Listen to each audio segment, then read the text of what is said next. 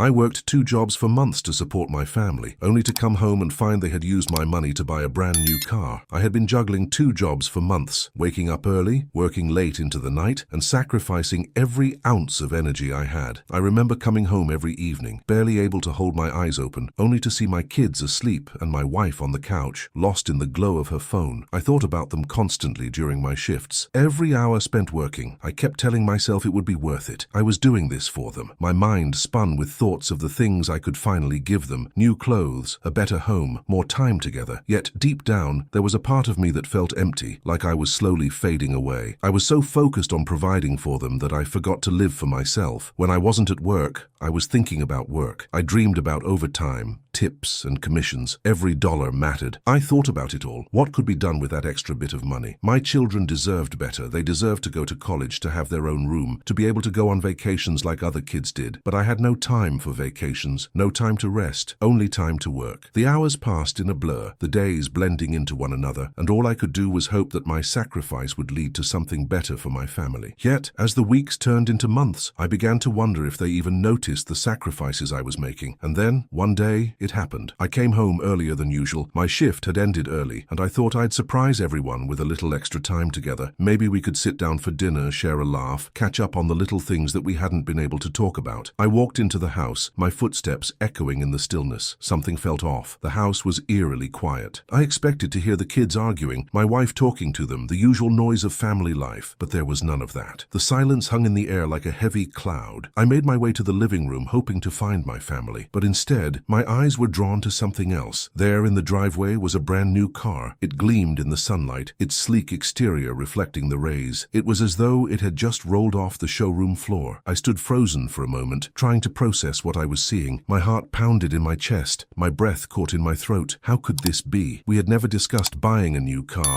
We had talked about it, sure, but only in passing when things got better. We were supposed to be saving, not spending money on extravagant purchases, but there it was, parked in front of the house like a symbol of everything I had worked for. And yet, it wasn't mine. My money, the money I had earned with blood, sweat, and tears, had been used for this. I felt a wave of frustration wash over me. I had worked tirelessly to keep the roof over our heads, to pay the bills, to ensure that we never went without. But this car was a slap in the face. My wife knew how hard I was working. She knew the hours I put in. She knew how exhausted I was. And yet here she was, smiling as if everything was fine, as if I wasn't the one carrying the weight of this family on my shoulders. I walked into the living room, trying to steady my breathing, trying to calm the storm inside me. There they were, my family, gathered around the car, looking like nothing was wrong. My wife turned to me and said, "Isn't it amazing? I thought it was time we finally treated ourselves." Her words hit me like a punch. Treat ourselves. I had been sacrificing every part of myself for them, and yet this was how they chose to treat themselves. I felt my stomach twist with anger and confusion. My kids were excited about the car, of course. They were too young to understand. But my wife, she should have known better. She should have known the toll this was taking on me. She should have understood the weight of my effort, of my exhaustion. But there she was, casually telling me that we had treated ourselves to a new car. I could feel my world spinning out of control. I wanted to scream, to demand an explanation, to say something that would make this all make sense, but nothing came out. I was silent, standing there, watching my family, watching them celebrate something that felt like a betrayal. I stood there, paralyzed, unable to make sense of the scene unfolding before me. The car gleamed like an untouched jewel, an obvious symbol of something new, something different. But it was also a symbol of everything that had been taken from me, everything I had given up. My eyes burned with frustration, and my chest tightened as the anger began to bubble up inside. I tried to speak, but no words came out. I felt like I was drowning in a sea of emotions,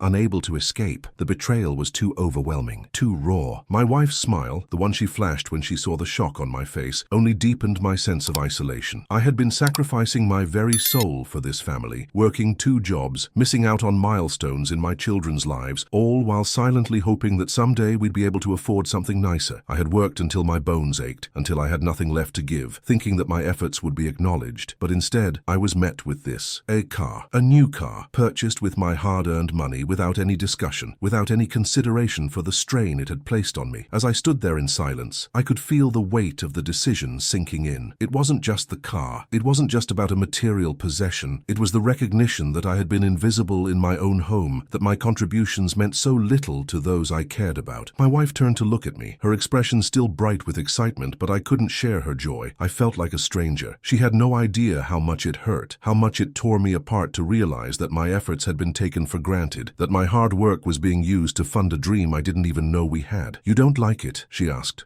Her voice laced with confusion. The question hit me like a slap in the face. How could I even begin to explain? How could I make her understand that this wasn't just about a car, that it was about everything I had put into this family, everything I had given up in the name of providing for them? I had given my best years, my best energy, and now it felt like none of it mattered. The things that were supposed to matter, the time with my kids, the quiet moments at home, the little joys we had been working toward, had been thrown aside in favor of this lavish indulgence. It was as if my sacrifices had been erased, and I was left standing there, a mere spectator in my own life. I felt a wave of nausea rise in my throat as I looked at her. She had no idea how much I had given up to get us here. She didn't know the sleepless nights, the missed family events, the days I'd gone without a meal just to stretch the budget. I had hoped, I had worked, thinking that my sacrifice would bring us closer, would bring us happiness. But instead, I was being faced with a monument to everything I had done wrong, everything I had failed to communicate. How could I have been so blind to think that what mattered most to me was equally important to them? The kids were jumping around, ecstatic, their innocent joy a stark contrast to the storm raging inside me. They had no idea what was happening, no concept of the emotional toll this had taken on me. To them,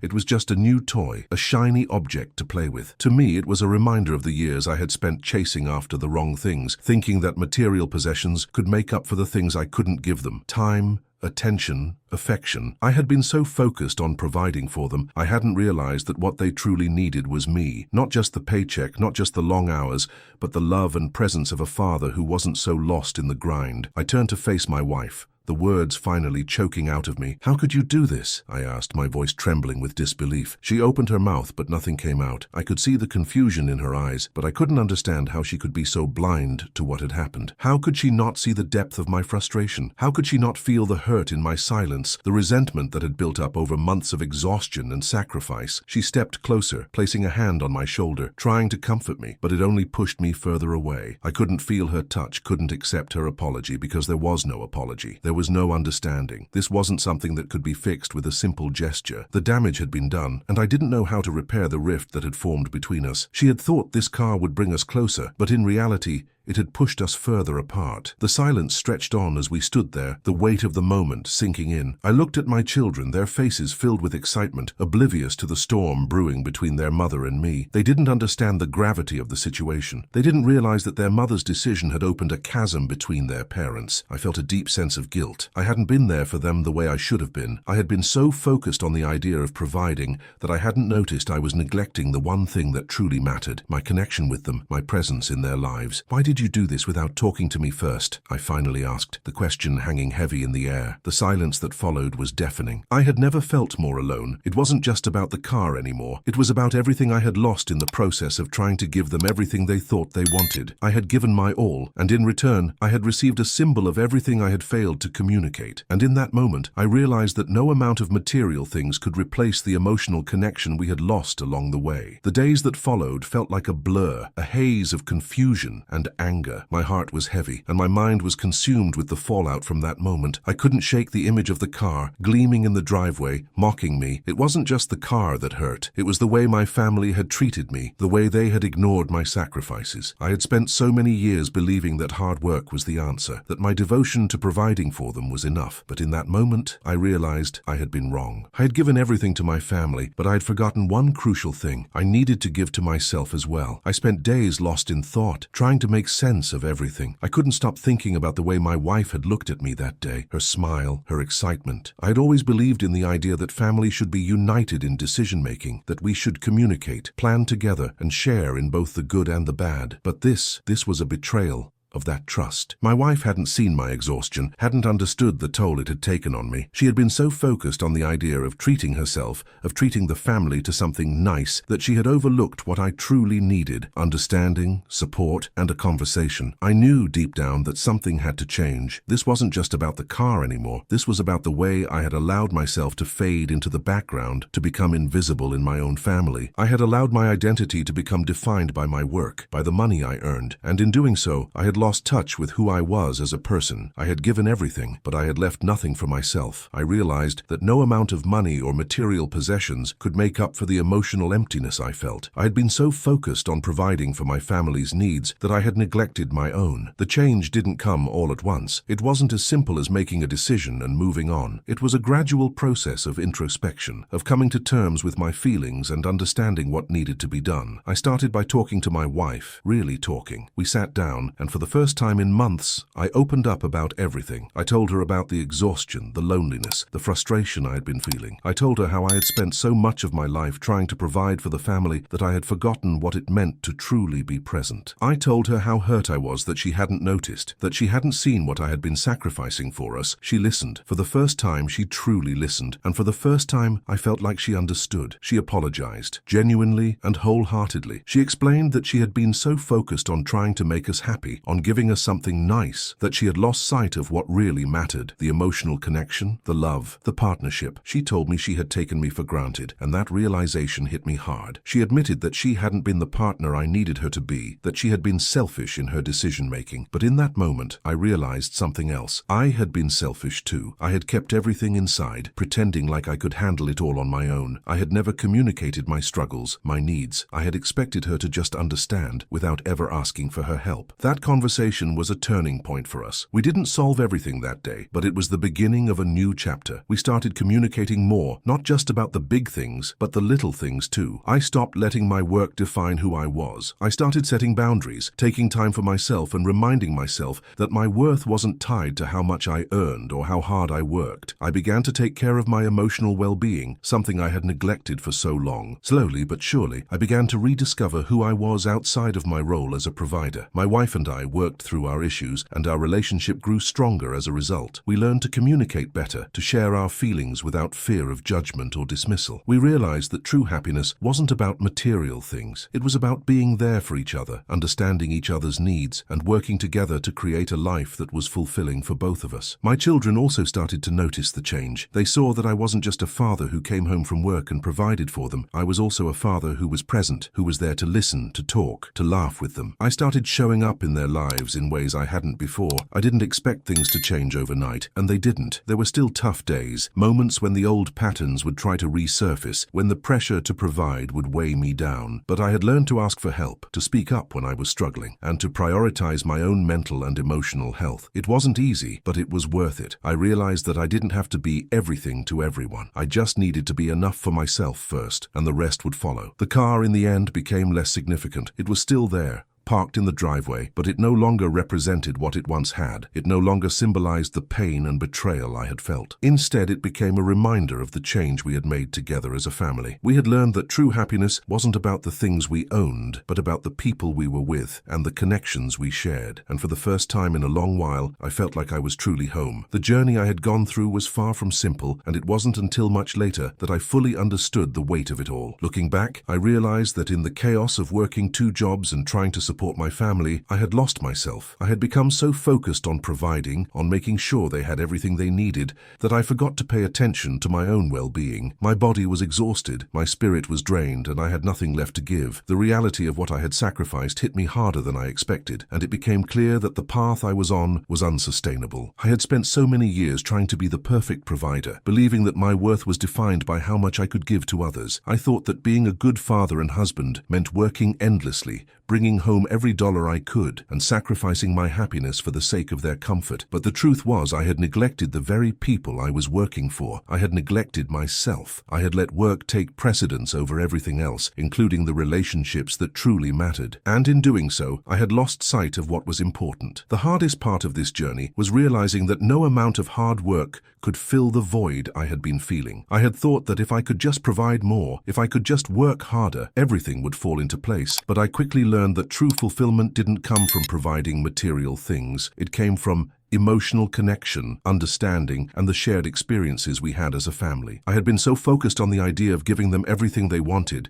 that I had forgotten to give them what they needed most: my time, my presence, and my love. It wasn't until that moment, when I walked into the house and saw the car in the driveway, that everything began to unravel. At first, I was angry. How could they spend my hard-earned money without consulting me? How could my wife, of all people, think that buying a new car was more important than acknowledging my exhaustion? But as the anger subsided, I began to realize that the problem wasn't just the car. It was the lack of communication, the lack of understanding, and the failure to see the bigger picture. We had been so focused on what we thought we needed that we had forgotten to ask each other what we truly wanted. I couldn't blame my wife entirely for the situation. She didn't know what I was going through. I had kept everything inside, pretending like I could handle it all. I had buried my frustrations, my fears, my doubts. I thought that if I just kept working, everything would eventually be okay. But the truth was, I wasn't okay. I wasn't taking care of myself, and I wasn't taking care of my relationship with her. In a way, I had been just as guilty of neglecting our bond as she had been. That was the turning point. I realized that if I wanted things to change, I had to start with myself. I had to stop pretending that I could do it all alone. I had to admit that I needed help, that I needed to communicate my feelings, and that I needed to set boundaries for my own mental and emotional well-being. I couldn't keep giving and giving without taking the time to refill my own cup. I had to learn to say no when I needed to ask for support, and to make self-care a priority. When I finally opened up to my wife about everything I had been feeling, I expected her to be defensive, to justify her actions. But instead, she listened. For the first time, she truly listened. She saw the pain in my eyes, heard the exhaustion in my voice, and understood the depth of my frustration. She apologized, and I realized that she had been just as lost as I had been. We had both been so caught up in our own struggles that we hadn't seen how much we were hurting each other. But in that moment, everything began to shift. We didn't fix everything overnight. Change took time. It wasn't easy, and there were still moments of tension and misunderstanding. But for the first time in a long while, we began to communicate, really communicate. We started to talk openly about our needs, our desires, our fears. We acknowledged our mistakes and took responsibility for them. And in doing so, we began to rebuild the foundation of our relationship, brick by brick, until we were stronger than before. As the days turned into weeks, I began to notice the shift in myself as well. I stopped defining myself by my job. I stopped measuring my worth by how much money I made or how many hours I worked. I realized that my value didn't come from what I could provide for others. It came from who I was as a person. I began to take better care of myself physically, mentally, and emotionally. I started to set aside time for the things I enjoyed: reading, exercising, spending time with friends. And in doing so, I found that I had more to give to my family. I was more present, more engaged, and more at peace. My relationship with my children also began to improve. I wasn't just the man who worked all the time anymore. I was the father who played with them, who listened to their stories, who laughed with them. I made an effort to be present in their lives, to share in their experiences, and to create memories that we would all cherish. And in doing so, I realized that I was giving them the greatest gift of all: my attention, my love, and my time. It wasn't just about me anymore. It was about us. My wife and I began to dream together again. We set new goals for our future, not just financial goals, but emotional goals as well. We talked about the kind of life we wanted to build together, one that was rooted in love, communication, and mutual respect. We realized that we didn't need material possessions to be happy. We needed each other. We needed the connection, the support, and the shared vision of what we wanted our future to look like. I stopped chasing after things that didn't matter: the car, the house, the clothes. None of it brought true happiness. What brought happiness was the connection we had with each other, the way we supported one another, and the way we made each other feel seen and heard. I learned that the greatest wealth in life wasn't material. It was the people we surrounded ourselves with, the relationships we nurtured, and the love we gave and received. As time went on, I felt lighter. The weight of all my sacrifices, all my worries, began to lift. I realized that I didn't have to do it all alone. I didn't have to sacrifice my own happiness for the sake of others. I could be there for my family, but I could also be there for myself. And in doing so, I became a better husband, a better father, and a better person. Looking back, I see now that everything I went through, the frustration, the heartbreak, the realization of how much I had been neglecting myself, was all part of the journey. It was a painful, difficult journey, but it was also a journey of growth. I learned how to communicate, how to set boundaries, and how to take care of myself. I learned that self-care isn't selfish, it's necessary. I learned that true happiness comes from within, not from external things. If there's one thing I want you to take away from my story, it's this. Don't wait until you've given everything and lost yourself in the process. Don't wait until you're burned out, exhausted, and emotionally drained to realize that your well-being matters, your happiness matters, your health matters, you matter, and it's okay to take a step back, to slow down and to prioritize yourself. It's not selfish, it's essential. If you're feeling overwhelmed, if you're feeling like you've lost yourself in the process of providing for others, I want you to know that it's okay to ask for help. It's okay to communicate your needs. It's okay to set boundaries. You are allowed to take care of yourself, to put yourself first, and to create a life that is fulfilling, not just for others, but for you too. So, take a moment, pause, breathe. Ask yourself what truly matters. What do you need to feel whole? What do you need to feel at peace? And then make it a priority. Don't wait until you've lost everything to realize what's important. Take action now. Your well-being is worth it. You are worth it. If you've learned something from my story, I hope it's this. The greatest gift you can give to others is a healthy, happy, and fulfilled version of yourself. Take care of yourself